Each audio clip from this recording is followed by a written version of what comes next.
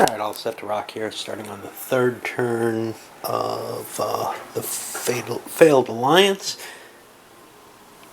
4 turns total to go. I'm going to try to speed through this without a lot of, we'll see. Anyway, Crusaders are camped in at Damascus, spread out, what's his name, Turantai here with the Mamluks.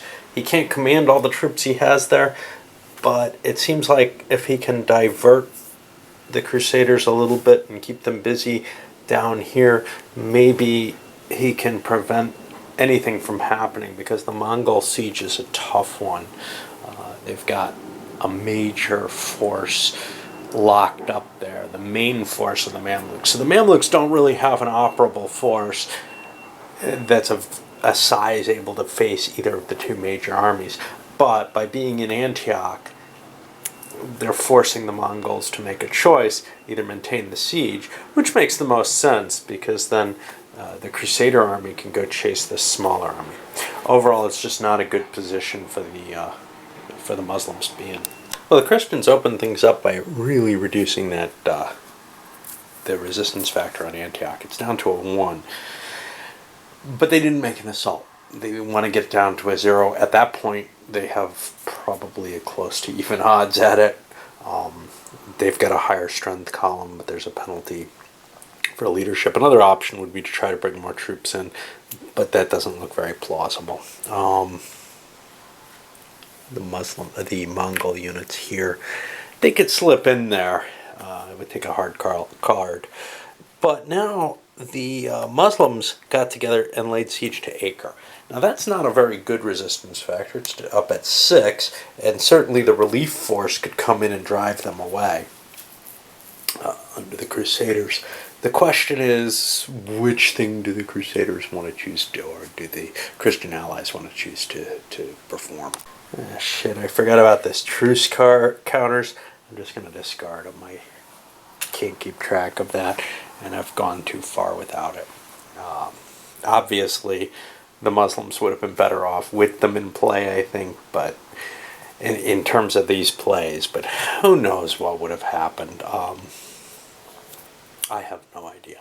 Basically, it's just burning cards.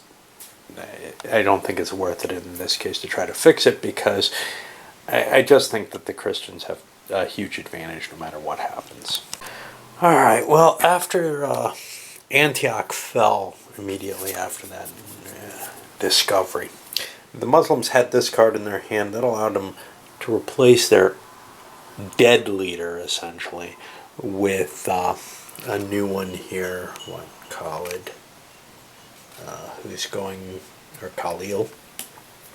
Unfortunately, they also got a different leader for their secondary leader, who's a little worse and can't actually command all the troops there.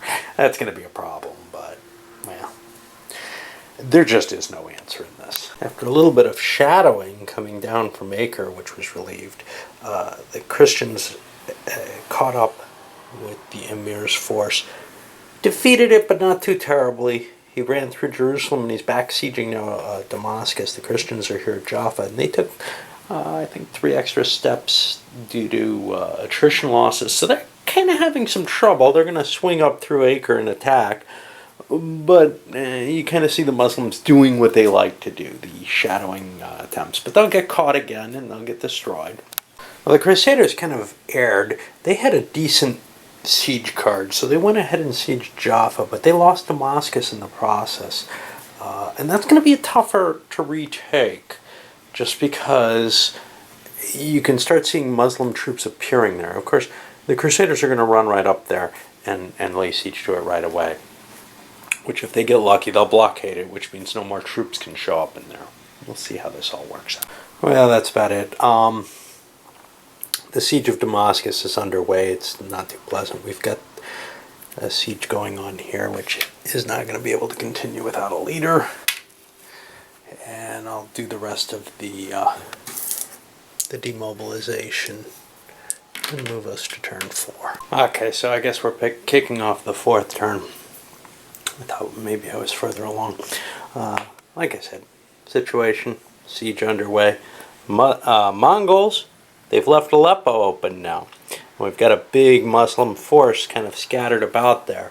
Of course, I can take an action to either fill Aleppo or to position myself to take advantage of fighting those units. So there's no real easy solution here. Well, both sides have been playing the siege game. The Muslims came out ahead, taking Aleppo. The Christians could have activated the Mongols and brought them in for a fight, but they didn't. They thought they could break Damascus. Their cards seemed to feel better for that. Unfortunately for them, the Muslims were holding on to this siege engine Victorious and Furious, which was enough to drop Aleppo down all at once. Not a lot of defensive card against them. They made an attack at resistance factor 2, took the city, and that would drop that. And I haven't made a check. This barely matters in this game, but I got to make rolls to see where it lands. All right, we're on the Christian turn. I don't know where they're going. Probably they're going to try to take Damascus at this point. And it just kind of flips these things. Eventually, the Christians are going to get themselves to a point where they have the points they need. That's 19, and right now they're kicking around down at 15. So it's kind of tough right now, actually. They've got to take Aleppo, but then from there, all that's left is these things. Well, they got to take Damascus and Aleppo. The 6 points will put them over. And then if they can start killing these castles, they can reduce the ability of the Muslims to keep threatening their interior lines and make this kind of a north-south fight. But that's a lot of castles to take. Well, the Muslims had a nice siege event card. The Christians went for the assault on Damascus, playing cards. They got the resistance factor down to 2, but the Muslims were holding the epidemic card here, and they managed to get a loss on Philip. Now, normally losses kill the leader, but this is the prime leader in this scenario for the Christians. So he's not killed, he's thrown to the force pool, but there aren't enough troops there at Damascus to actually prosecute with an assault. So now the Christians have a few options, one of which is to try to bring the Muslims down, or the Mongols down, to do something about it. The other is to wait it out and bring Philip in to command that force again. However, here's the problem. The guy who's there can't command many troops. The Crusaders stay blockading it, but and Templars and Hospitallers can show up. As it stands, he can actually keep the entire force there because the Jerusalem troops, there's only 2 units there from them, which he can command and say, oh yeah, these are the guys I'm keeping. At least that's how I read the rules. Anyway, we'll continue. Well, now both Muslim cities, Damascus and Aleppo, are under siege. Both leaders are trapped in them. There's no real way out.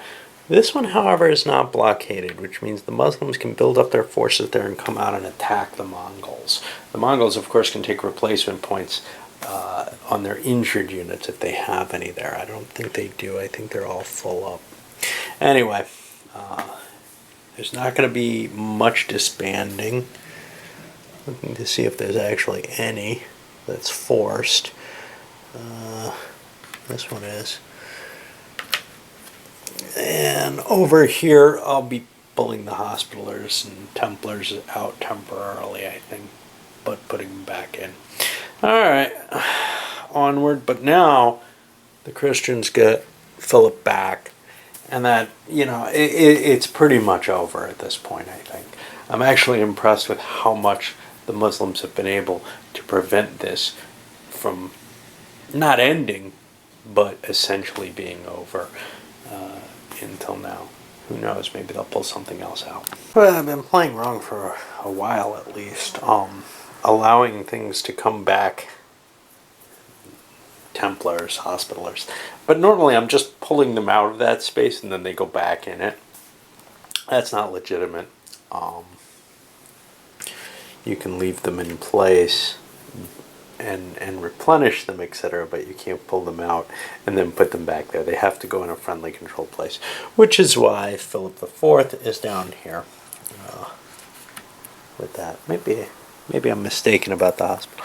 Yeah, no. Anyway, it's got to be an unbesieged space controlled by him. I think I got that right earlier, and then maybe started forgetting it at some point. I don't know. Doesn't really matter much. In fact, I'd say I'm relatively certain I got it right earlier because I was looking up the first few games every single time I had to place or remove units due to the demobilization or mobilization. At some point or another, I got kind of familiar with it and began making mistakes. And that's one of the problems with this one. It's got this whole list of specifics for where you can put things, where you can't. Different powers are different. You think you get used to it, you make mistakes if you're me. Okay, fine. But it took me a long time to even get to that. I am pretty certain what I'm doing, where I didn't have to look it all up. And I still was wrong. It's one of the things that initially when I was playing it, not in the first game necessarily, but by the second game opposed or then from then on, was really disturbing me. And then I got kind of proud of myself. Hey, I played it enough, I learned it. That doesn't happen with a lot of these CDGs. Well, yeah, I learned it wrong. And, it's just so many special cases, so many specifics, and that's so often the issue I've got with these games, where they don't sort of trivially fall into understanding somehow. It doesn't. I'm not going to say it makes any sense that you could place it there, but to have this many different placement restrictions listed down here, there's a good 7 different rules for placement. This is a pretty simple game. Otherwise, don't have to look up much at all. But the placement and withdrawal of units has consistently been a problem in terms of I had to look at it all the time. Anyway, we're starting the 5th turn. I'm just going to run through this as quickly as I can. I wasted today trying to avoid playing this, essentially. Again, doing bad things, getting drunk, screwing around on the computer playing games, just to avoid this, because much as I liked it initially, it's getting tiresome. It's too many times, too similar a game. I know there's a lot more variety in this. There's no way I could play any other CDG that I have except, well, maybe the Combat Commander stuff a number of times, and more than say 2 or 3 times within a few months without getting really sick of it. But here about halfway through I was starting to feel it, and then the last couple of scenarios it's been rough. Trying to do this between days is really getting hard. I played we saw me screw up the truce before. This time I played a card launching the Siege Assault here. Yeah, I can't do that. I haven't gotten my leader into place. I'm totally forgetting where I am in between turns, and I don't even know why I'm doing this. Damascus fell, and what's ugly in a situation like this, with all the troops having been pinned down, there was really nothing for the Muslim player to even do with their cards. They have had one defensive card here for the siege. They didn't want to use it because they want to use it there, but they're basically just pitching cards while the Christians can play their siege cards. Now, I'm not saying that's terribly not representative of this situation, but this is probably a scenario where it's fairly likely where the Muslims are going to get tied down by this with 2 major forces, and it just doesn't play as well as some of the others maybe. Plus, I am fatigued as hell with the system. Well, that's pretty much the end of the 5th turn. Nothing really happened. Damascus fell. We saw that happen, I believe. I don't know. Basically, after I moved him there, I did what I was trying to do before. And it was fairly simple to take it at, and the die rolls were worse for the Muslims. It wouldn't have fallen the first time I rolled it. Anyway, the Mongols here, working on their siege, they didn't get the number very far down. Didn't have a lot of good events for this, but the Muslims had nothing they could do, and the Mongols were throwing cards and trying to draw them, not getting any events that affected either side. So now we demobilize and remobilize, and we're going to see a few more Muslim forces The only thing they really managed to do was build field fortifications in Jerusalem in case they make that their line of defense. But I don't know why they would. The Christians could move down to Kerak and get the point they need to win the game from there just as easily. The problem is they've already got this long-term siege established, so that seems the easiest thing. It seems like it's coming down to the wire, actually. I thought we would have both cities this turn, but the Christian roll cards really were bad. Not only for the siege events, but they couldn't move Philip's army. They had 2 cards that they could use that could move him. One, they moved him into place. The other one they used, it was a very powerful siege event. Other than that, they've got, they had no ability to do anything, and we're essentially throwing cards hoping to get something there. Alright, on to demobilization and remobilization. Okay, so here we go into turn 6 of this final scenario, the failed alliances. I'm a little bit more cheerful now because it's nearly over. This is not a great scenario in my pick because it seems to me that this is actually very close to what should be happening. The Christian side is going to dominate the field. They have kind of not terribly easy goals to reach. Gaining 8 points in cities, well, there's 6 available.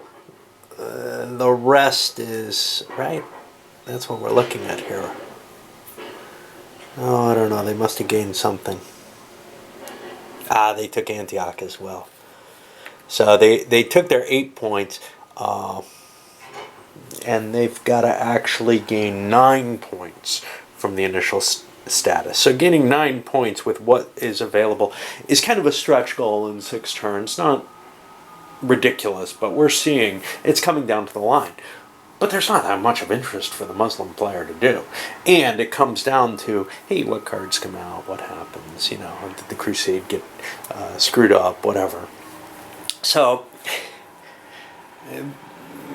this one is less interesting, I think, than many of the others, on top of being hypothetical, which reduces its value to me. But also, and I'm not usually interested in completely hypothetical situations, and this largely is. The crusade didn't happen. If we were in the midst of a campaign game and this was a potential event that came at the end of it, I'd be more interested in it, but I'm not terribly intrigued by it as a standalone scenario, even though I said, it would be cool to see the Frederick II one. Okay. Outside of that, though, what else? It's just unbalanced in terms of who gets to do what. Even in the First Crusade, where the Crusaders have the whole dominance in taking things over, there's still a big enough Muslim force to kind of slow that down, to hinder it, and it actually was the one which showed the shadowing the most. This one, you're just kind of holding up in places, I think. I don't know. Maybe I'm misplaying it. Anyway, we're definitely near the end, so we'll push through into it. Well, the very first series of card plays almost took Aleppo out. Rats in the besieged food supply dropped things down to a 0. Really, if it had been a major victory, it would have gone. It was 6-4, 6 losses for the Muslims, 4 for the Mongols. Not a major victory. The Muslims are down to 1 step left, though. So pretty much the next assault will take them out. But it does increase the resistance factor slightly. And that 3 points is enough to give the Christians the game. There is no Muslim chance to regain the points. There just isn't. They have a couple of cav units. They could build a cav army and I think create a siege that way. That's what I've been playing recently. I haven't bothered to look up to see if that's legit. But that's all they got. And that's not going to work in the face of Philip's army. And the Muslims did move up, laid siege to Acre, 6 resistance factor. Philip marches down. They're unable to withdraw. They're destroyed. We still have a movement for Philip. 1, 2, 3. I can push him down just as far as Jaffa. Can't get any further than that. But it's a good sign that Jerusalem and Kerak are probably going to fall. Now, if I was playing this out beyond the scenario period, which doesn't really make sense. These scenarios are tailored to cover a certain amount of time because, frankly, these long-term wars didn't happen. It was a series of short wars where some advantage would be gained, and then it was realized that peace would have to come from that. But if it were to just continue, basically the Crusaders could just continue rolling through whatever, because there's no Muslim leader, there's nothing. But that's obviously, not. That's why the scenarios are so short, because they wouldn't work if you stretched them out. And that's the end of the line for this one. Yeah, I know the video's taken a while. Basically, Jerusalem, Kerak both fell. Mongols managed to extend some of their power in Aleppo. Is this where the peace ends? Well, obviously there'd be some negotiation or whatevar. I would guess Belvoir Castle would change hands into Christian hands. Would Antioch become a part of the Kingdom of Jerusalem, or would the Mongols hold it? All these things not really covered in the game. If there was a campaign version, they'd have to make that kind of assignment between scenarios. Hey, you took this territory, it belongs to these people. By the normal fort rules, Antioch would certainly become a Mongol-held territory, which is a little different from what you'd expect. And Manbij would also, of course, change hands as well. And that probably would compensate for the peace. You'd have the Mamluks down here. Now, what's up here? I don't know. Without the Mamluks really being nicely connected, would they get Damascus back? If they did, then there's still a significant threat. But you see in a lot of these scenarios where important cities, fall in these scenarios much, much more easily than they did historically, where they're targets where they wouldn't be historically. Things like Damascus. The Crusaders didn't really make an attempt to take Damascus at any point. And it's fairly easy, and we've seen it fall several times, or Aleppo. It's a weird situation, the way the game plays out, and it's I'm not going to say totally ahistorical, because the First Crusade could have gone to all of these. I get the feeling the later Crusades, there wasn't this kind of extension of the territory inland. It was always fighting for what was once there. Anyway, I'll come back with a review after a bit. For this one, I wasn't thrilled with this particular scenario, and obviously I'm getting tired of playing it, and I'm glad I'm done with the whole series, because playing something of this nature again and again, where the scenarios feel again and again the same, and this is one of the things, one of the games I was considering has the serious problem for it. It's up here somewhere, Imperium Romanum 2, where I'll play like 5 or 6 scenarios of it and have fun, and then it just starts to drag, and there's like 30-something scenarios in that, maybe 40 scenarios, I don't know, in that, every one of which has kind of the same sort of feel. For some people, it's great to play the same kind of game again and again and learn it, but I really don't work well under those kind of conditions.